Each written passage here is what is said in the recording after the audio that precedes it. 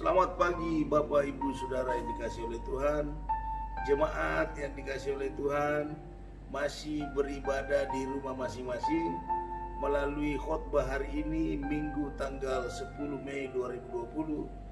Saya selaku Gembala Sidang GB Haleluya menyampaikan selamat untuk tetap stay di rumah, tapi tetap mengikuti protokol kesehatan yang ditetapkan oleh pemerintah, yaitu menjaga kesehatan, imun tubuh, tapi juga selalu cuci tangan, menggunakan pola sehat, yaitu makan 4 sehat 5 sempurna supaya imun tubuh semakin ditingkatkan dan tetap olahraga.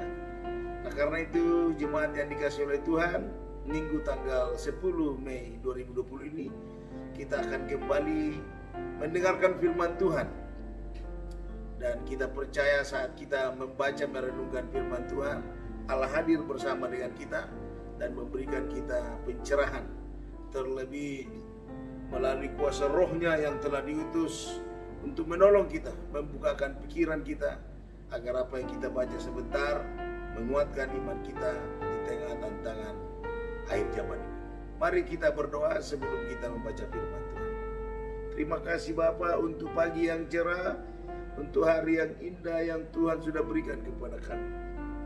Di Minggu tanggal 10 Mei 2020, kami datang kepada mengucap syukur bahwasanya kasih setia Tuhan selalu baru tiap hari. Besar rahmat Tuhan tak habis-habisnya bagi kami yang percaya. Berkati kami yang saat ini mau mendengar, bahkan membaca firman-Mu, sebab iman timbul dari pendengaran akan firman Allah di dalam Yesus Kristus. Kuatkan dan teguhkanlah iman kami, supaya kami terus maju, terus kuat dan semangat menghadapi hidup ini, menjalani tantangan kehidupan kami, terutama di hari-hari wabah COVID-19.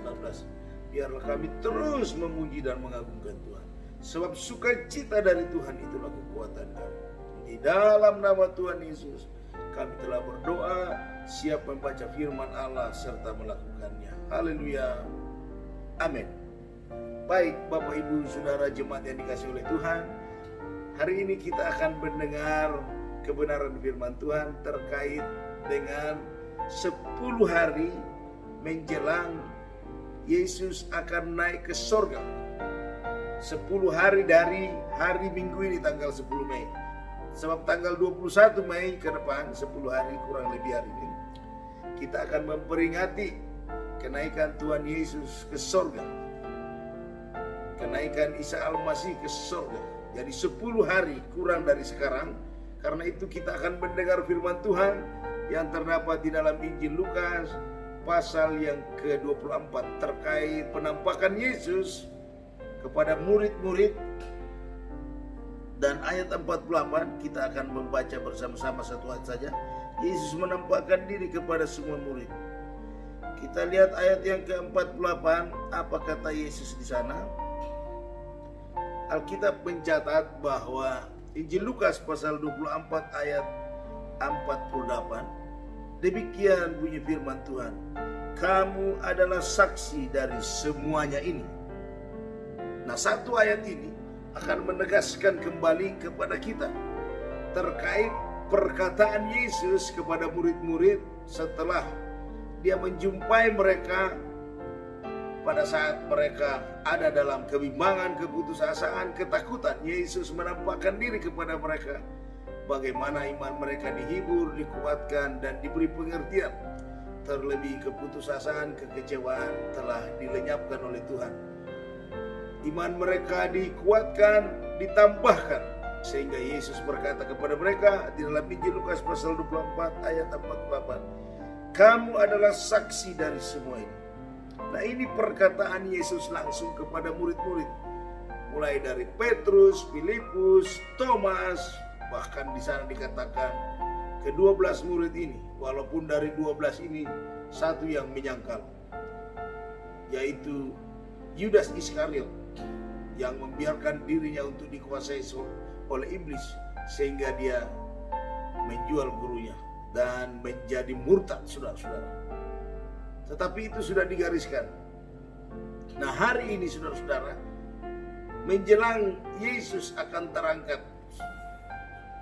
10 hari lagi ke depan, tepatnya tanggal 21 Mei kita akan memperingatinya.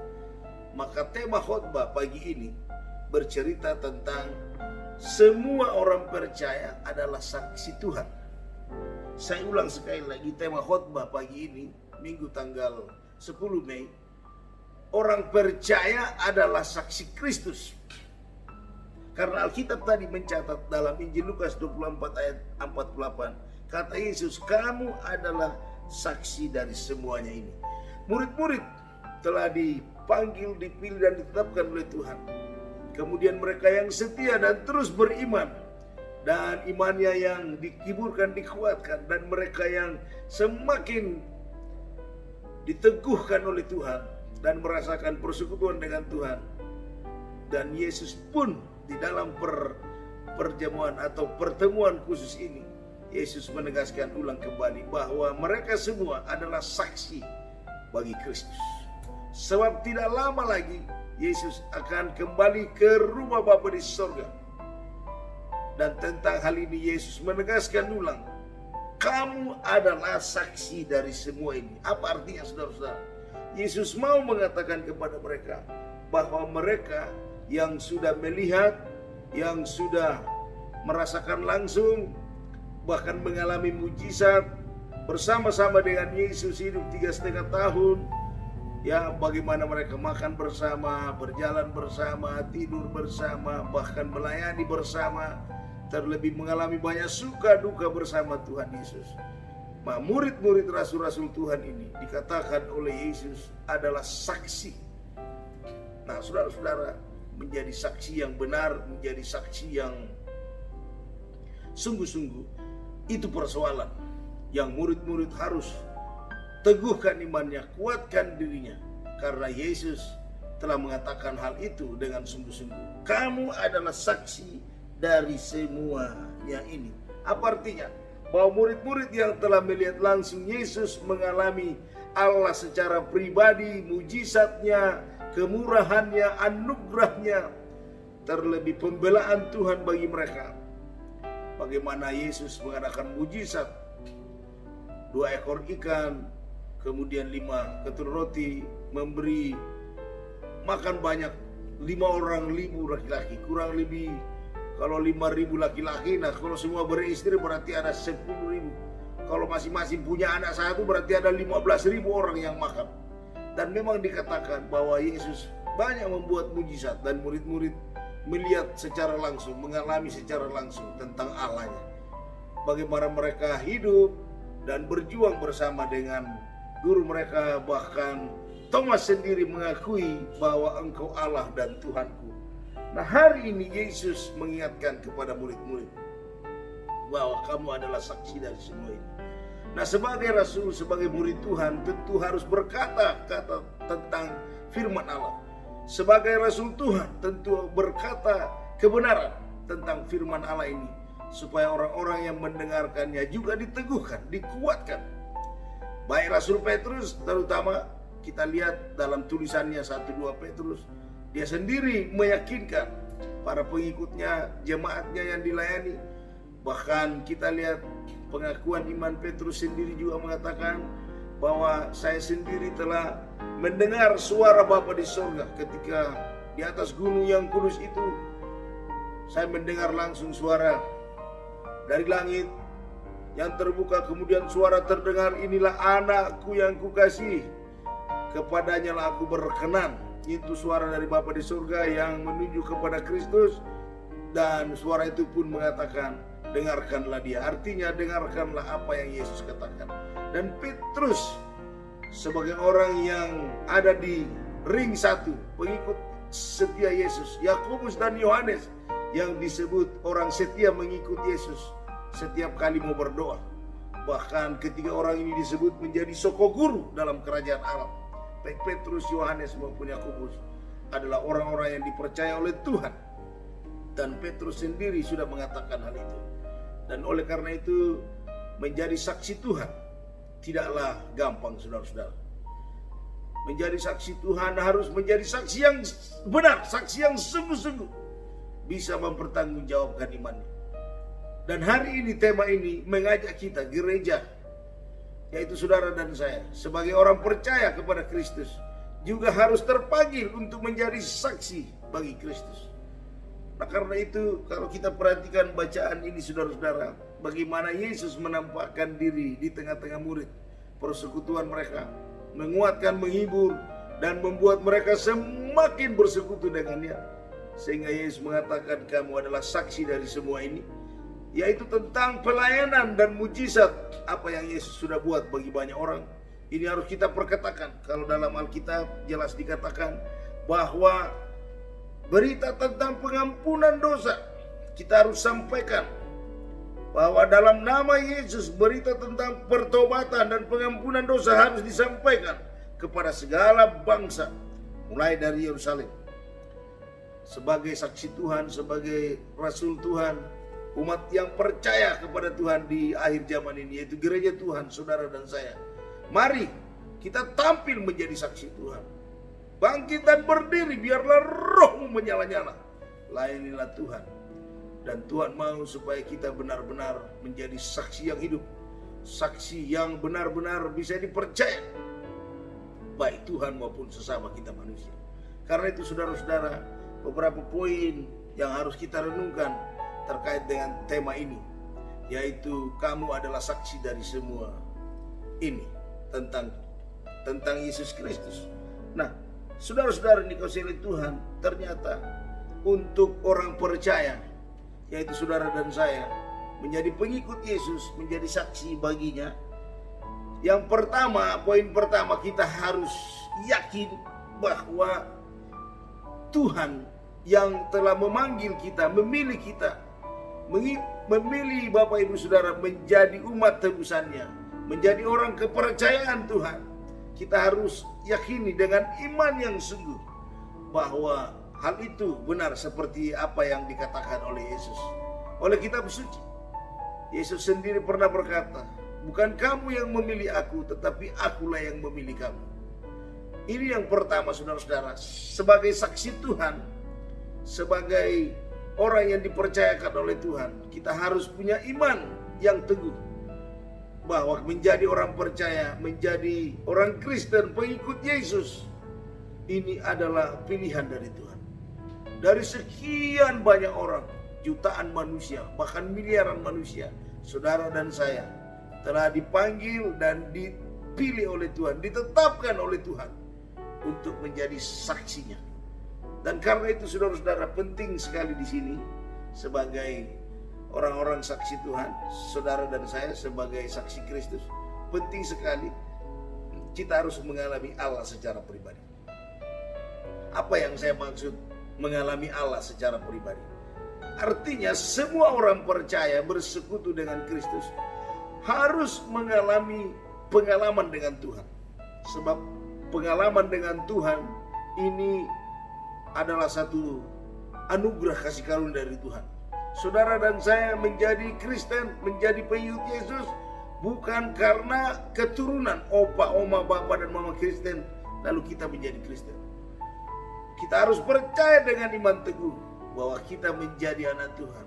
Saudara dan saya menjadi umat Kristiani itu semata-mata karena kasih karunia Tuhan dalam dirimu dan dalam diriku. Karena itu saudara harus yakin bahwa Tuhan sendiri telah memilih saudara, telah memanggil saudara, menetapkan saudara untuk menjadi saksi-saksi Kristus. Karena itulah saudara-saudara, mengalami Allah secara pribadi ini sesuatu hal yang sangat mendasar dalam diri kita. Mari kita ingat kesaksian Ayub, seorang nabi anak Tuhan. Dalam tulisan-tulisannya dikatakan oleh Ayub sendiri bahwa dahulu aku mengenal Allah secara kata orang. Apa kata orang? Tetapi sekarang aku telah mengenal Allah secara pribadi. Akhirnya Ayub sendiri mengakui keberadaan Allah, bahwa Allah itu ada, ya dan amin, Yahweh, dan dia ada di setiap orang yang memperkatakan namanya, mengucapkan namanya. Dia adalah Allah Immanuel. Dia ada dalam setiap hati orang percaya. Tuhan harus lebih dekat dari baju yang kita pakai. Kita orang percaya Tuhan ada dalam hati kita. Karena tubuh kita, hidup kita sudah ditebus, sudah dibeli oleh darah domba Allah. Kita telah ditebus dengan harga yang lunas, sehingga tubuh kita adalah bait yang kudus. Dan hidup kita adalah milik Tuhan, bukan kita hidup lagi. Dan karena itu saudara-saudara, iman di dalam Kristus ini membuat kita yakin bahwa kita menjadi anak Tuhan. Bukan karena kebaikan kita, bukan karena kita pantas, kita layak, tidak. Tetapi semua karena anugerah Tuhan. Kata Paulus di dalam suratnya Efesus pasal 2 ayat 8, 9, 10. Kamu telah diselamatkan bukan karena hasil usahamu, tetapi itu semata-mata karena kasih karunia Allah. Bukan usaha kita, saudara-saudara. Kalau kita menjadi saksi Tuhan, menjadi umat Tuhan, menjadi milik kepunyaan Kristus, itu semua karena kasih karunia Tuhan. Ini yang harus kita pegang, saudara-saudara. Dan ini maunya Allah, supaya kita bangkit, berdiri dan menjadi saksi Tuhan. Kita harus masyurkan nama Dia dan memberitakan dalam namanya ada berita pengampunan dosa, pertobatan, bahwa dalam nama Yesus kita akan menerima pengampunan dari Bapa di surga. Bahkan namanya membawa keselamatan bagi kita yang percaya. Karena kata Yesus, akulah jalan, kebenaran, dan hidup. Tidak seorang pun sampai kepada Bapa kalau tidak melalui aku. Ini poin yang pertama untuk Bapak Ibu Saudara jemaat yang dikasih oleh Tuhan, bahwa menjadi saksi Tuhan. Sebagaimana Yesus katakan, kamu adalah saksi dari semua itu, dari semua ini. Maka kita menjawabnya, ya Tuhan, terima kasih, bahwa semua ini karena kasih karunia Tuhan. Nah, poin yang kedua saudara-saudara terkait dengan hal ini, maka menjadi saksi Tuhan, kita harus hidup dalam ketaatan iman. Karena ketaatan di dalam Kristus kepada firman-Nya itu membawa mujizat. Terkait dengan tema ini, kami, saudara dan saya menjadi saksi Kristus. Poin pertama, kita harus beriman dengan teguh bahwa Tuhan yang memilih kita, bukan kita yang memilih Tuhan, tetapi Tuhanlah yang memilih kita, memanggil kita dan menetapkan kita. Dan poin yang kedua, Tuhan mau mengutus kita untuk taat melakukan apa yang difirmankannya. Yaitu yang kedua, sebagai saksi Tuhan harus pergi dan berbuah, menghasilkan buah. Dan kata Tuhan, buahmu itu tetap. Nah, saudara-saudara yang dikasihi oleh Tuhan, bahwa saudara dan saya dipilih oleh Tuhan untuk menjadi murid, menjadi orang percaya, pengikut Kristus. Tidak hanya beriman, tetapi juga harus pergi sebagai tanda ketaatan dan menghasilkan buah. Dan tentu di dalam Yohanes 15 ayat 16b, saya ulangi, Yohanes 15 ayat 16b, di sana dikatakan, kamu pergi dan hasilkanlah buah itu. Dan buahmu sekiranya itu buah yang lebat, tapi menghasilkan buah yang enak, manis, bisa dinikmati oleh semua orang. Dan buahmu itu tetap bagi kemuliaan nama Tuhan. Kalau kita baca dalam Injil Yohanes 15 ayat 16b, tentu buah di sini punya makna, saudara-saudara. Buah yang dimaksudkan di situ berbicara tentang tuaian jiwa-jiwa, saudara-saudara. Nah, inilah kehendak Allah, supaya semua orang percaya, semua orang yang menjadi pengikut Kristus, gereja Tuhan masa kini, harus menjadi saksi Tuhan, harus menjadi pemberita Injil, harus dapat memenangkan jiwa-jiwa sebanyak mungkin, bawa orang-orang berdosa kepada Tuhan, biar Tuhan juga ubahkan mereka dan mereka pun diselamatkan oleh Tuhan. Inilah kehendak Tuhan, supaya semua manusia bisa dirubah, bisa diselamatkan, bisa menjadi murid Kristus, percaya, bertobat, dan mengalami mujizat dan berkat-berkat Allah. Nah, karena itu Bapak Ibu Saudara dikasih oleh Tuhan, tentu buah di sini tidak hanya memenangkan jiwa, tetapi juga Tuhan mau supaya semua orang percaya itu mengeluarkan buah-buah roh, sebagaimana yang dicatat di dalam Galatia pasal 5 ayat yang ke-22-23. Ada 9 buah roh di sana. Setiap jemaat Tuhan pengikut Kristus harus mengeluarkan buah roh 9 buah roh. Anak Tuhan harus punya kasih, sukacita, damai sejahtera, kebaikan, kesabaran, kelemah lembutan. Kemudian bagaimana saudara harus bermurah hati. Kemudian saudara harus bagaimana sabar. Dan yang terakhir penguasaan diri. 9 buah roh ini saudara harus keluarkan dari hidup saudara. Sehingga orang mengenal Tuhan. Sehingga orang melihat Yesus dalam diri saudara. Sebagaimana yang ditulis oleh Paulus. Hidupku bukan aku lagi, tetapi Kristus yang ada dalam aku. Nah, buah roh ini harus kita tampilkan keluar. Supaya melalui buah roh itu banyak orang bisa diteguhkan imannya. Banyak orang bisa diselamatkan. Dalam situasi pandemi COVID-19 ini, mari kita berbagi saudara-saudara. Kita harus banyak berbagi saudara-saudara, berbagi kebaikan. Kemudian Bapak Ibu Saudara yang punya kelebihan. Dan ingat saudara-saudaramu, tetanggamu yang punya kekurangan. Saudara punya keluarga yang mengalami penderitaan hari-hari ini. Mari berbagi, ulurkan tangan. Dan ketika kita berbagi, saudara melakukan itu, lakukanlah dengan penuh kasih. Bukan motivasi yang lain, tetapi saudara lakukan itu karena kasih, karena saudara mengenal Tuhan. Saudara mengasihi Tuhan dan saudara melakukan hal itu sebagai wujud nyata implementasi iman saudara kepada Tuhan. Nah, Bapak Ibu Saudara yang dikasihi Tuhan, tidak hanya buah roh yang kita hasilkan. Setelah kita menangkan jiwa, Tuhan akan memperlengkapi jiwa saudara dengan karunia-karunia rohani. Sebagai pengikut Tuhan, sebagai gereja Tuhan masa kini, tidak hanya rasul-rasul yang diperlengkapi, murid-murid Tuhan yang diperlengkapi, tetapi kita gereja Tuhan juga ditolong oleh Tuhan. Tuhan memberikan karunia-karunia rohnya dengan tidak terbatas, saudara-saudara. Kita bisa baca karunia-karunia roh itu di dalam 1 Korintus 12 ayat 7 sampai 11. Tentang buah karunia-karunia roh, rupa-rupa karunia tetapi hanya satu roh. Kita harus mengalami karunia-karunia. Sebagai umat Tuhan di akhir zaman ini, gereja Tuhan masa kini harus banyak mengalami karunia-karunia. Terimalah karunia hikmat, terimalah karunia murah hati, terimalah karunia bernubuat, terimalah karunia iman, terimalah karunia mujizat, tapi juga karunia bahasa roh dan juga karunia menafsirkan bahasa roh. Tuhan akan menolong saudara. Karunia-karunia ini Tuhan berikan untuk dipakai membangun tubuh Kristus.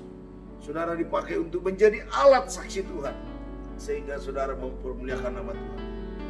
Nah, buah-buah ini saudara-saudara harus ditunjukkan kepada dunia ini yang sedang membutuhkan jalan yang benar. Mereka haus akan kebenaran. Mereka meminta supaya ditunjukkan jalan yang benar. Nah, inilah bahwa berita sukacita, pendamaian, pengampunan dosa ada di dalam Yesus Kristus. Sebab tidak seorang pun sampai kepada Bapa kalau tidak melalui aku, kata Yesus. Karena itu beritakanlah jalan yang sebenarnya, yaitu bahwa di dalam Yesus ada jalan, ada kebenaran, dan ada kehidupan. Setiap orang yang percaya kepadanya tidak binasa, melainkan beroleh hidup yang kekal. Supaya mereka menerima Yesus, kemudian percaya dan bertobat, memberi diri mereka dibaptis, nama mereka ditulis dalam kitab Allah hayat Tuhan. Setelah mereka menerima pengampunan dosa, dan Tuhan akan berjanji mengaruniakan karunia-karunia roh, termasuk 9 buah roh. Tapi juga saudara diberi keberanian untuk menjadi saksi Tuhan, diberi keberanian untuk memberitakan Injil Kristus. Sebagaimana Alkitab mencatat, Allah memberikan kepada kita bukan roh ketakutan, tetapi Allah memberikan kepada kita, yaitu apa? Roh keberanian untuk menjadi saksi Tuhan. Dan saudara yang diberkati oleh Tuhan, jemaat yang terus setia mengikut kepada Kristus, biarlah imanmu bernyala-nyala dan layanilah Tuhan. Rohmu menyala-nyala, layanilah Tuhan. Dan karena itu saudara-saudara yang dikasihi oleh Tuhan, menjadi saksi Tuhan memang tidaklah gampang. Ini menjadi pergumulan kita terus-menerus kepada Tuhan. Dan biarlah kita yang mengalami kasih karunia Allah ini terus bertumbuh dalam kasih karunia-Nya. Yang pertama, bahwa kita memiliki iman yang teguh. Yang kedua, kita punya ketaatan. mau dengar-dengaran kepada Kristus, pergi dan menghasilkan buah, dan buah itu tetap. Buah yang saya maksud tadi saya sudah jelaskan, yaitu buah pelayanan jiwa-jiwa. Bawa jiwa-jiwa datang kepada Tuhan, bawa orang berdosa datang kepada Tuhan. 9 buah roh kita harus hasilkan dari buah kehidupan kita. Dan karunia-karunia rohani itu kita juga harus tampilkan, supaya kita menjadi orang percaya yang benar-benar maksimal yang diharapkan oleh Tuhan. Nah, yang ketiga, saudara-saudara yang dikasihi oleh Tuhan, mari kita memiliki tanda-tanda Kristus. Sebagai saksi Tuhan, orang yang dipilih dan ditetapkan oleh Tuhan menjadi saksinya, saudara dan saya harus memiliki tanda-tanda Kristus. Mana ayatnya? Mari buka dalam Galatia pasal 6 ayat 17. Saya bacakan di dalam kitab surat Galatia pasal 6 ayat 17. Saudara bisa buka di situ. Galatia 6 ayat 17. Alkitab mencatat seperti ini. Selanjutnya, janganlah ada orang yang menyusahkan aku, karena pada tubuhku ada tanda-tanda milik Kristus. Selanjutnya, janganlah ada orang yang menyusahkan aku, karena pada tubuhku ada tanda-tanda milik Yesus. Nah, saudara-saudara dikasihi oleh Tuhan, saksi-saksi Tuhan, saudara yang menjadi pengikut Yesus, harus memiliki tanda-tanda Kristus. Yang menulis surat ini adalah Rasul Paulus. Kita lihat tanda-tanda Kristus pada dirinya. Galatia 2 ayat 20. Hidupku bukan aku lagi, hidupku bukannya aku milik lagi, tetapi hidupku adalah milik Kristus. Aku hidup oleh iman. Kepadaku dikaruniakan tidak hanya percaya, tetapi juga ikut menderita bersama Kristus. Kita lihat Paulus dicambuk sebanyak 39 kali. Hampir 40, hampir cambukan itu hampir sama dengan Tuhan Yesus. Paulus pernah lapar, tidak makan, tidak minum. Pernah ikut pelayaran kapal, kapalnya kandas di Pulau Malta. Terkatung-katung, tidak makan, tidak minum. Makanya dalam tulisannya kita lihat Paulus mengatakan, aku tahu apa itu kelaparan, aku tahu apa itu kelimpahan. Dan semua dikatakan, termasuk ketelanjangan. Dan siapakah yang dapat memisahkan kami dari kasih Kristus? Tidak ada. Saudara-saudara, kasih Kristus telah mengubah Paulus, seorang Saulus, menjadi Paulus pengikut Yesus dan menjadi saksinya yang luar biasa. Kita lihat Paulus yang menuliskan surat ini, bahwa padaku ada tanda-tanda Kristus. Bagaimana dengan saudara dan saya? Saudara, adakah tanda-tanda milik Kristus dalam diri kita? Secara lahiriah apa misalnya? Kita lihat Paulus, dikatakan tubuhnya pendek, dia punya duri dalam dagingnya. Kita lihat dia bermohon kepada Tuhan supaya duri itu diangkat dari dalam kehidupannya, tetapi Tuhan bilang, cukuplah kasih karuniaku kepadamu. Dan itu bicara soal apa? Rabun mata. Dia punya kekurangan, saudara-saudara. Tetapi kita lihat Paulus, rohnya menyala-nyala dan terus melayani Tuhan. Tetapi dia telah meminta jangan ada yang menyusahkan dia, karena pada dirinya ada tanda-tanda milik Kristus. Bagaimana dengan saudara dan saya? Saya berharap kita semua punya tanda-tanda Kristus sebagai milik Tuhan. Kenapa, saudara-saudara? Karena tanda Kristus ini penting. Tanda-tanda milik Kristus dalam diri setiap anak-anak Tuhan ini penting. Dikatakan dalam 2 Korintus 12 ayat 12. Segala sesuatu membutuhkan bahwa aku Rasul Paulus telah diakui oleh rasul-rasul lain. Karena apa? Paulus telah memiliki tanda-tanda Kristus. Dia pernah dirajam batu, dan dia pernah diselamatkan melalui keranjang juga. Dan kita lihat waktu dia dirajam batu, orang pikir sudah mati, tahu-tahu Tuhan hidupkan dia lagi. Dan betapa hebat kuasa Tuhan atas Paulus ini. Dan karena itu, saudara-saudara, penting sekali memiliki tanda-tanda Kristus dalam diri kita. Tanda-tanda Kristus di sini yang saya maksud bukan pakai rantai salib. Itu bukan jaminan. Tetapi tanda-tanda Kristus minimal ada tanda teh di dahi kita. Tanda salib. Adakah kita menghargai karya Tuhan di kayu salib itu? Kita menghormatinya. Kita menjunjung tinggi. Dan kita bersyukur untuk kasih karunia-Nya. Bahwa di balik kematiannya, kita yang percaya kepada Tuhan benar-benar mengalami mujizat, kehidupan, bahkan keselamatan yang kekal. Oleh karena salib Kristus itu, saudara dan saya yang percaya diselamatkan. Tanda-tanda Kristus menjadi milik kita. Itu yang ketiga, saudara-saudara. Miliki tanda-tanda Kristus dalam diri. Yang keempat, saudara-saudara, dan yang terakhir, bahwa saudara dan saya harus mengenal Allah secara pribadi. Ini yang saya maksudkan tadi. Poin pertama, iman di dalam Kristus. Ya, kita harus percaya dengan iman teguh bahwa Tuhan memilih kita. Tuhanlah yang menetapkan kita, yang memanggil kita dan mengutus kita untuk pergi menghasilkan buah. Dan buah kita itu tetap. Kemudian kita memiliki tanda-tanda Kristus. Dan yang keempat terakhir di sini, saudara dan saya harus mengenal Allah secara pribadi, punya pengalaman intim dengan Tuhan secara pribadi. Sebab tentu Allah sangat mengenal saudara dan saya. Pertanyaannya sekarang, apakah saudara dan saya mengenal Allah dengan benar? Itu persoalan. Mari kita buka di dalam 2 Timotius 2 ayat 19. 2 Timotius 2 ayat 19. Allah mengenal semua milik kepunyaannya. 2 Timotius 2 ayat 19.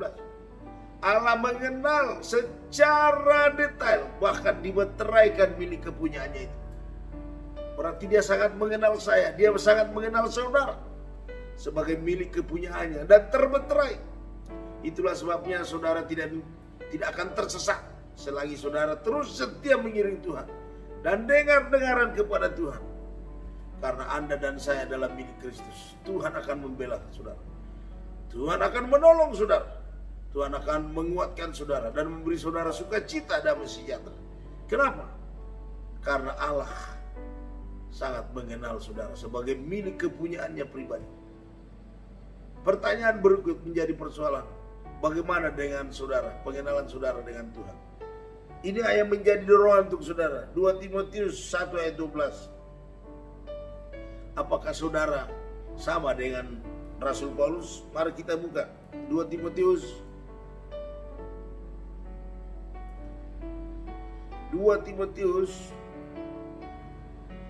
pasal 1, 2 Timotius pasal 1 ayat yang ke-12. Mari kita dengar dan baca pengakuan iman seorang rasul Tuhan, yaitu Paulus, yang berkata demikian. Itulah sebabnya aku menderita semua ini, tetapi aku tidak malu, kata Paulus, karena aku tahu kepada siapa aku percaya, dan aku yakin bahwa Dia berkuasa memelihara apa yang telah dipercayakannya kepadaku hingga pada hari Tuhan. Nah ini saudara-saudara, Paulus tahu kepada siapa dia percaya. Dia kenal betul-betul kepada Yesus. Dia berkuasa atas kehidupan dan keselamatan yang Tuhan sudah berikan kepadanya. Karena itu dia tidak perlu malu. Sebagai saksi Tuhan, saya ingatkan, kita tidak usah malu bersaksi tentang nama Yesus. Saudara juga tidak usah takut. Percayalah, Tuhan memberi kekuatan kepada saudara dan memberi berkat kepada saudara. Tuhan sendiri memberikan hikmat bagi Bapak Ibu Saudara untuk terus setia memperkatakan kebenaran firman-Nya dimanapun Anda berada. Dan karena itu, poin keempat sekaligus menjadi poin terakhir bagi kita hari ini. Biarlah kita memiliki hal-hal yang berkaitan dengan menjadi saksi bagi Kristus. Karena Yesus tadi bertanya, kamu semua menjadi saksi atas semuanya ini. Dan kita menjawab, ya Tuhan, ini kami siap untuk diutus. Utuslah kami ya Tuhan. Dan biarlah Engkau sendiri yang memperlengkapi kami. Yang pertama, miliki iman yang sungguh, yang pasti, bahwa Tuhan sendiri yang telah memilih, memanggil kita. Dan yang kedua, kita harus percaya dan taat. Kita mau pergi menghasilkan buah sebagai buah ketaatan iman kita.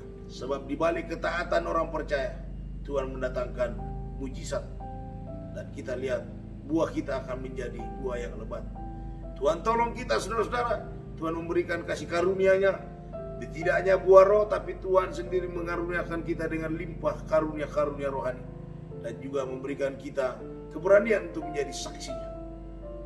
Dan yang ketiga ini saudara-saudara, memiliki tanda-tanda Kristus. Pada kita semua orang percaya punya tanda-tanda Kristus. Setan bisa melihat saudara. Setan bisa lihat. Dan setan tahu bahwa engkau adalah milik Kristus. Di mana setan tidak bisa menjamah saudara. Kenapa saudara-saudara? Karena Yesus menjaga dan memelihara hidup saudara. Namamu sudah terdaftar dalam kitab Al-Hayatnya Tuhan. Dan yang keempat terakhir, bahwa kita harus mengenal Dia dengan benar. Bahwa Allah mengenal kita secara sempurna. Biarlah pengenalan kita kepada Tuhan sebagai tanda syukur dan terima kasih kepada Tuhan. Menghargai kasih karunia-Nya, menghargai waktu dan cintanya kepada kita. Kita juga mau mengenal Dia secara pribadi. Ada satu lagu rohani yang mengatakan, aku mengenalmu secara pribadi. Biarlah kita umat Tuhan rajin membaca Alkitab, merenungkan firman Allah siang dan malam. Terus mengalami kuasa penderitaan, persekutuan dengan Dia, mengalami kuasa kebangkitan Tuhan. Dan kita juga melihat bahwa Tuhan menyertai kita sampai kesudahan zaman. Dan pada akhirnya kita sebagai pengikut Kristus, saksi-saksi Tuhan, bisa mempertanggungjawabkan iman yang ada pada kita kepada lain semua orang. Tuhan menolong kita sekalian, biarlah iman saudara ditambahkan terus menerus. Dan saudara menjadi kuat, teguh, dan teruslah setia kepada Tuhan. Sebab jerih payah saudara dalam Tuhan tidak sia-sia. Upahmu besar di surga. Maju terus, Tuhan Yesus memberkati. Amin buat firman Tuhan. Mari kita berdoa saudara. Bapa di sorga, kami bersyukur dan berterima kasih bahwa hari ini Tuhan memperkenankan kami lagi untuk beribadah. Meskipun kami beribadah di rumah masing-masing, Tuhan telah menolong kami untuk membaca firman. Engkau meneguhkan kami ya Tuhan, bahwa kami adalah saksi dari semua ini. Biarlah pengalaman dengan Tuhan, perjumpaan dengan Tuhan secara pribadi, terus menguatkan kami, mengingatkan kami untuk tak henti-hentinya bersyukur dan berterima kasih. Menghargai kasih karunia-Mu dalam diri kami. Menghargai waktu ini. Kami mau bekerja sekuat tenaga sebagaimana kasih karunia Tuhan. Dan Engkau sendiri yang memberikan kami keberhasilan. Dan biarlah iman kami Tuhan tambahkan. Dan kami mau jadi saksi Tuhan. Tanda-tanda Kristus menjadi milik bagian dalam diri kami. Pengenalan akan kami dengan Tuhan semakin juga benar. Dan biarlah kami membangun hubungan dengan Tuhan semakin intim. Dan biarlah Roh Kudus terus mengurapi kami, menolong kami menjadi saksi-Mu yang heran dan ajaib. Ya Tuhan, tolong kami. Menjelang 10 hari ini Engkau akan naik ke surga. Biarlah hari-hari terakhir bersyukur dengan Tuhan dalam mengingat kembali bagaimana penampakan-Mu 40 hari bagi umat-Mu, rasul-rasul Tuhan.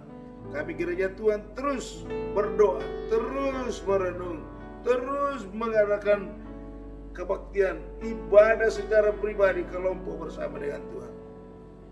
Sampai nanti kami tanggal 21 mengingatkan kembali bagaimana Engkau terangkat ke surga. Engkau naik ke surga untuk menyediakan tempat bagi kami orang-orang kepunyaan, milik kepercayaan. Menyediakan tempat supaya ketika tempat itu sudah selesai, telah tersedia, Engkau datang menjemput kami sebagai gereja Tuhan, mempelai Tuhan. Karena itu biarlah kami terus mempersiapkan diri ya Tuhan. Terima kasih Bapa. Kami telah berdoa dan mengucap syukur, menerima kekuatan iman, menerima pertolongan, jawaban doa di dalam nama Tuhan Yesus Kristus. Kami sudah berdoa dan bersyukur kepada Bapa di surga. Haleluya. Amin. Puji Tuhan. Baiklah Bapak Ibu Saudara jemaat yang dikasihi oleh Tuhan, saatnya kita masuk dalam perjamuan kudus. Karena itu marilah kita siapkan diri kita masing-masing, mengingatkan kita perjamuan kudus supaya kita semakin teguh dalam iman, semakin kuat dalam persekutuan dengan Kristus. Karena itu kita angkat pujian salibnya. Sementara pujian ini berlangsung, kita siapkan diri kita untuk bangkit berdiri bersama-sama. Mengambil roti, taruhlah di tangan Bapak Ibu Saudara. Kemudian cawan yang ada di tangan Bapak Ibu Saudara.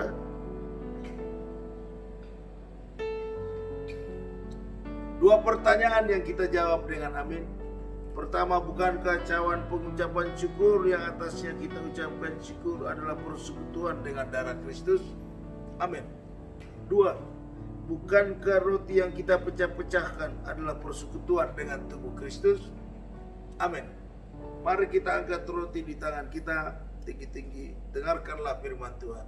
Sebab apa yang telah kuteruskan kepadamu telah aku terima dari Tuhan, yaitu bahwa Tuhan Yesus pada malam waktu yang diserahkan mengambil roti, dan sesudah itu ia mengucap syukur atasnya.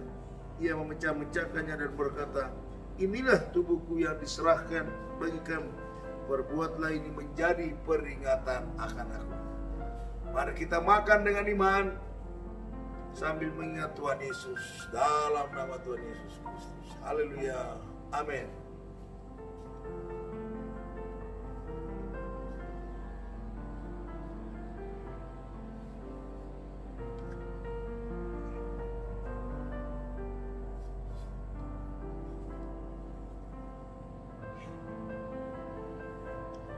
Puji Tuhan. Terima kasih Tuhan. Oleh bilur-bilur Tuhan Yesus, kami yang percaya sudah disembuhkan. Tuhan di dalam kami dan kami di dalam Tuhan. Jemaat Tuhan, mari angkat cawan di tangan kanan kita. Dengarkanlah firman Tuhan. Demikian juga ia mengambil cawan sesudah makan, lalu berkata, cawan ini adalah perjanjian baru yang dimeteraikan oleh darahku. Perbuatlah ini setiap kali kamu meminumnya, menjadi peringatan akan aku. Sebab setiap kali kamu makan roti ini dan minum cawan ini, kamu memberitakan kematian Tuhan sampai ia datang. Mari kita minum dengan iman sambil mengingat Tuhan Yesus, dalam nama Tuhan Yesus. Haleluya. Amin.